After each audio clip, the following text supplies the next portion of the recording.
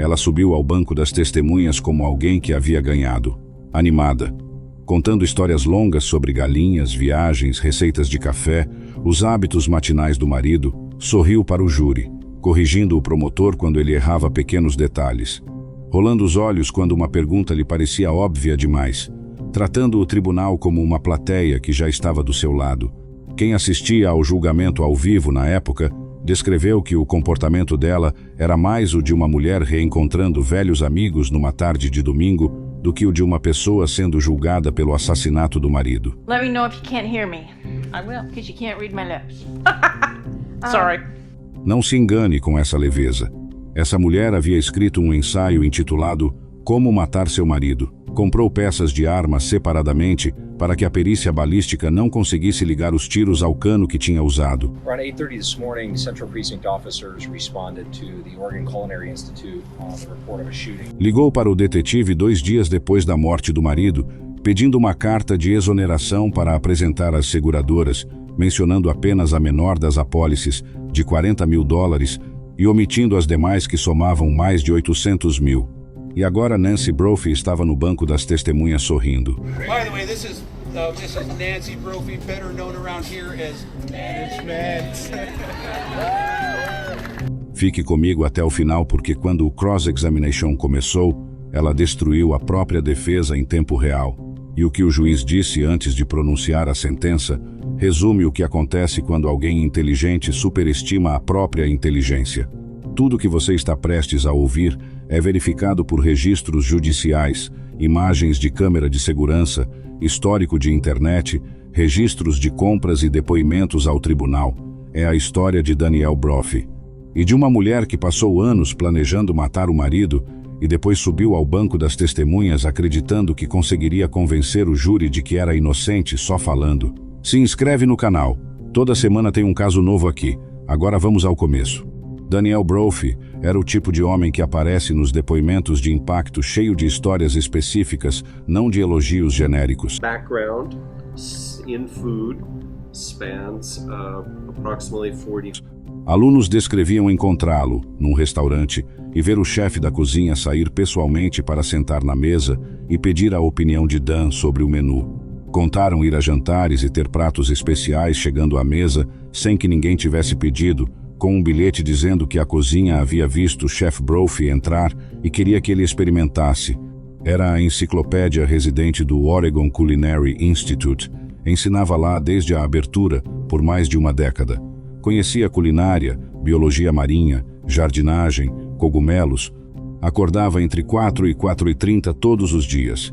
Passeava com os cães, cuidava das galinhas. Às vezes dirigia até a Starbucks para buscar café para Nancy antes de ela levantar. Humilde, quietamente satisfeito, com a admiração que recebia, nunca exibicionista. Porém Nancy e Dan estavam afundando em dívidas que ela havia acumulado. Dezenas de milhares de dólares em débito em nome dos dois. Dificuldade para manter os pagamentos da hipoteca. O plano de aposentadoria dependia de vender a casa, mas Dan queria trabalhar mais um verão no jardim, e a venda estava sendo postergada.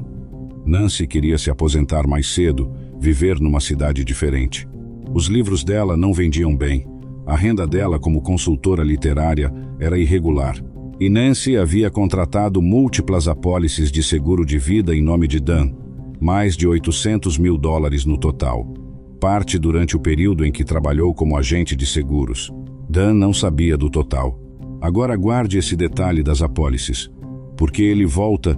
Na manhã de 2 de junho de 2018, Dan chegou ao Oregon Culinary Institute antes das 7. Era sábado. Tinha live fire naquele dia, preparação extensa pela frente. Abriu os cadeados. Desarmou os alarmes. Foi para a cozinha 1, nos fundos do prédio. Uma colega chegou minutos depois. Encontrou Dan no chão baleado. 2 tiros. Um nas costas, um no peito a queima-roupa. Ambas as balas atravessaram o coração. Carteira, chaves e celular ainda com ele.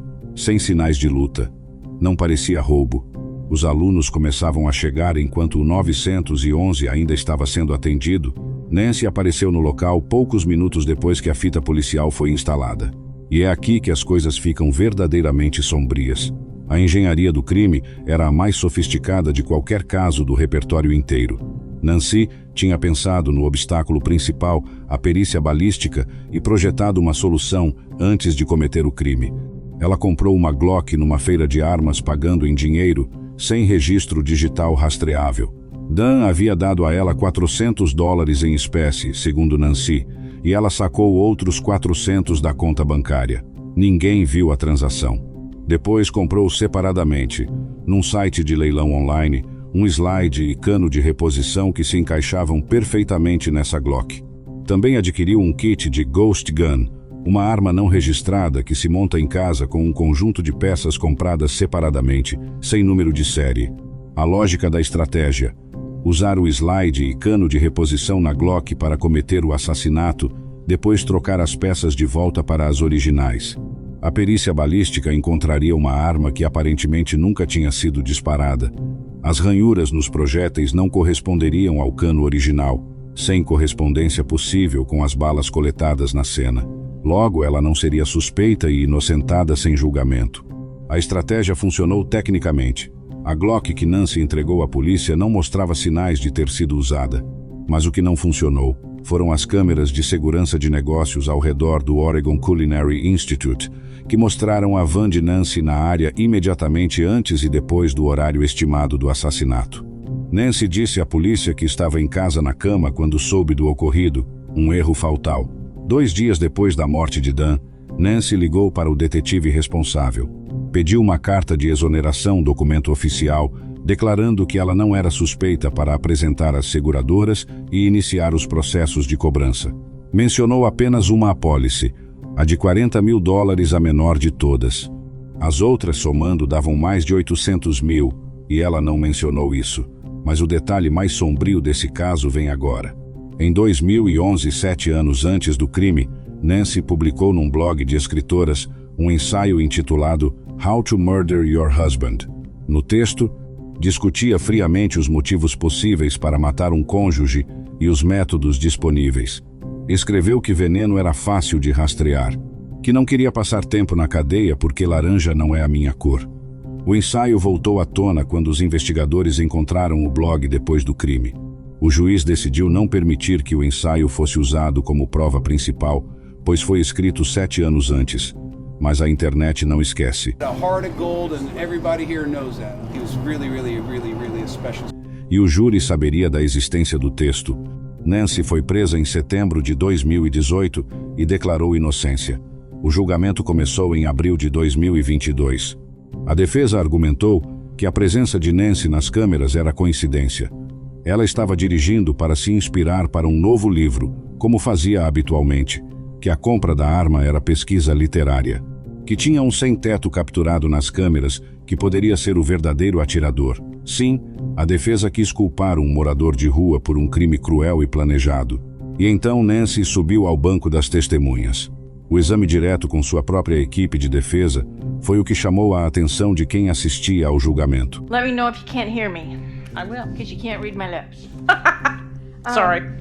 Nancy era animada, expansiva, cheia de histórias coloridas. Falava sobre a rotina matinal de Dan, sobre as galinhas, sobre as piadas que trocavam na cozinha, sobre como Dan entendia completamente o trabalho dela. Parecia estar numa conversa com velhos amigos. So, whose idea was that? It was Dan's. Dan, who needs more room than anybody I know, said... Não num julgamento de homicídio. O promotor ouviu tudo.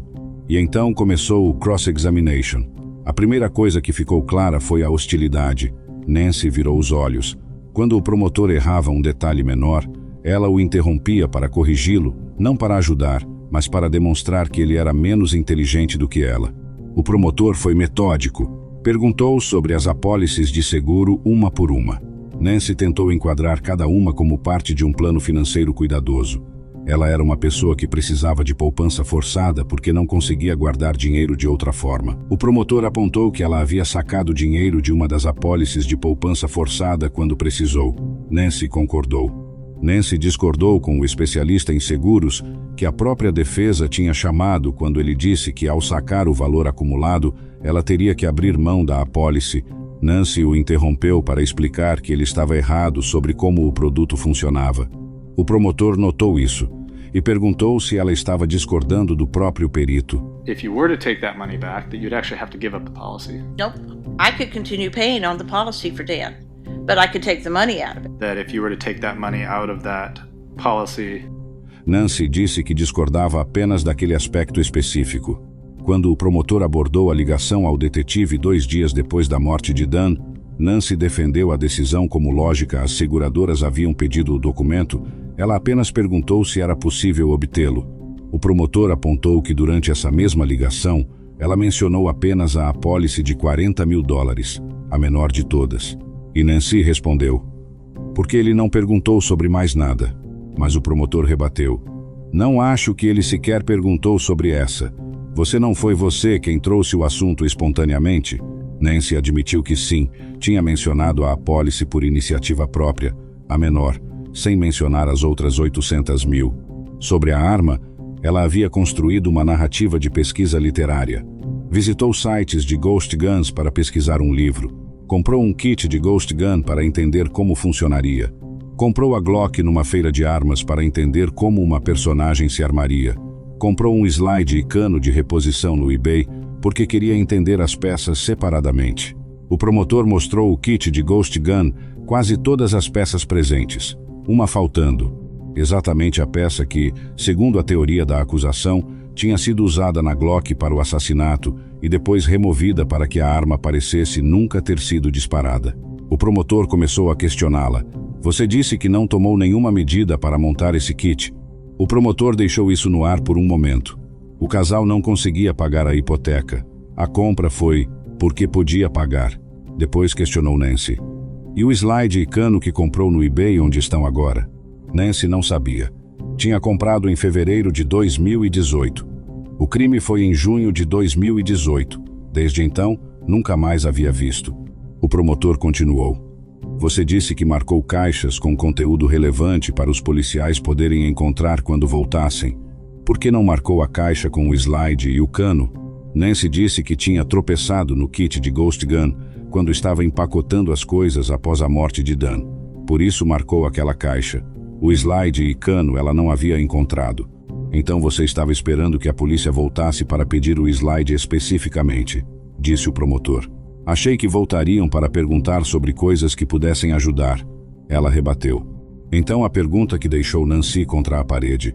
Por que a polícia pediria um slide e cano que não sabia que você possuía? Nancy não respondeu de forma direta. Deu uma volta longa sobre como imaginava que os policiais voltariam para perguntar sobre equipamentos eletrônicos, que tinha marcado os computadores também, que a lógica era geral de cooperação. O promotor voltou à pergunta. Por que a polícia pediria algo que não sabia que existia? Nancy não chegou a uma resposta que fizesse sentido. O promotor então abordou as pesquisas no histórico de internet. Em março de 2018, 2 meses antes do crime, Nancy havia pesquisado como carregar uma Glock 9mm e como limpar uma Glock. Naquele mesmo dia, o celular dela havia pingado numa área próxima a um campo de tiro, a 1h30 de Portland. No dia seguinte, o mesmo trajeto, ficando na área por mais tempo. Nancy disse que estava procurando propriedades para comprar naquela região. Não lembrava de ter ido ao campo de tiro. Não conseguia confirmar o que exatamente havia feito. Simplesmente não se lembrava. O promotor mostrou que eram as únicas 2 vezes nos registros disponíveis em que ela foi naquela direção sem continuar até a costa. O problema era que Nancy lembrava de tudo o mais com extraordinária precisão. Lembrava de detalhes de apólices de seguro contratadas 7 anos antes. Da marca exata do chá que Dan bebia, da razão literária pela qual ele havia escolhido aquele chá, leu sobre comerciantes escoceses num romance de James Michener e foi buscar o produto. Lembrava de piadas específicas, de situações específicas, em restaurantes específicos há décadas, mas não lembrava do que fez em dias que a colocavam próxima de um campo de tiro 2 meses antes de matar o marido. E não lembrava de onde estava na manhã em que Dan foi assassinado. Havia dito à polícia que estava em casa na cama. Depois das câmeras, disse que talvez tivesse saído para pegar um café, parte da rotina. Não tinha cobrança de Starbucks no extrato bancário daquele dia. Nancy disse que poderia ter pago em dinheiro. But there's no charge for Starbucks on the morning of June 2nd. You know, if I had cash, I could have paid cash. Não carregava bolsa, guardava tudo no sutiã, então poderia ter tido dinheiro vivo. Quando o promotor perguntou diretamente por que ela não conseguia lembrar dessa manhã específica, mas conseguia lembrar de detalhes de apólices de 7 anos atrás, Nancy disse que tinha buracos de memória e que aquele dia havia sido traumático. Não era o único dia traumático, era o único dia que importava para o caso. O júri deliberou e voltou com veredicto de culpada de homicídio em 2º grau. Nancy estava no tribunal quando o veredito foi lido sem mais histórias para contar, nenhuma correção a fazer, nenhum olhar de superioridade a lançar para um promotor que ela havia tratado como idiota por 2 dias inteiros. O mesmo tribunal que ela tinha tratado como plateia cativa havia decidido contra ela de forma unânime. Na audiência de sentença, o promotor resumiu o que havia ficado claro ao longo do julgamento. Nancy havia planejado o assassinato de Dan ao longo de pelo menos 1 ano. Tinha construído a estratégia da arma fantasma com uma precisão que exigia pesquisa deliberada, múltiplas compras separadas e a previsão de que a perícia balística seria o obstáculo central a eliminar. Havia mentido à polícia sobre seu paradeiro na manhã do crime. Ligou para o detetive 2 dias depois para iniciar a cobrança das apólices. A única coisa que Nancy Brophy não havia previsto foi a extensão das câmeras de segurança ao redor do instituto, câmeras de negócios vizinhos que capturam o movimento na rua, não apenas nas próprias instalações, e talvez o fato de que uma parte específica do kit de Ghost Gun ainda estaria faltando meses depois, quando a polícia finalmente o encontrou guardado. O juiz a sentenciou à prisão perpétua com possibilidade de solicitar liberdade condicional após 25 anos. Nancy tinha 71 anos na sentença. É efetivamente uma pena de morte natural. Daniel Brophy tinha 63 anos quando morreu numa cozinha de sábado de manhã que conhecia melhor do que qualquer outro lugar. Havia aberto os cadeados, desarmado os alarmes e estava preparando a cozinha para os alunos que chegariam mais tarde. Era o homem que acordava entre 4h e 4h30 todos os dias porque tinha coisas para fazer antes do mundo acordar, que buscava café para a esposa antes de ela levantar. O chá que bebia era Lapsang Souchong, um chá defumado forte que havia escolhido depois de ler sobre comerciantes escoceses num romance de James Michener e decidiu experimentar porque achou a história interessante. Nancy contou esse detalhe no banco das testemunhas como prova de que amava o marido, que conhecia os motivos por trás de cada hábito dele. O júri ouviu o detalhe e ouviu também que Nancy não sabia explicar onde estava na manhã em que Dan foi assassinado. Nancy Brophy passou anos escrevendo romances sobre Navy SEALs que protegiam mulheres do perigo. Passou pelo menos 1 ano planejando eliminar o homem que buscava café para ela de manhã. A linha final do ensaio de 2011 termina com: "E deixa eu deixar claro para o registro, não gosto de macacão e laranja não é a minha cor. Ela está usando macacão agora, tem 72 anos. Pode pedir liberdade condicional daqui a 23 anos, o que na prática é uma sentença de morte natural dentro de um sistema correcional do Oregon. Se você chegou até o final desse caso, me conta nos comentários, o que mais ficou com você?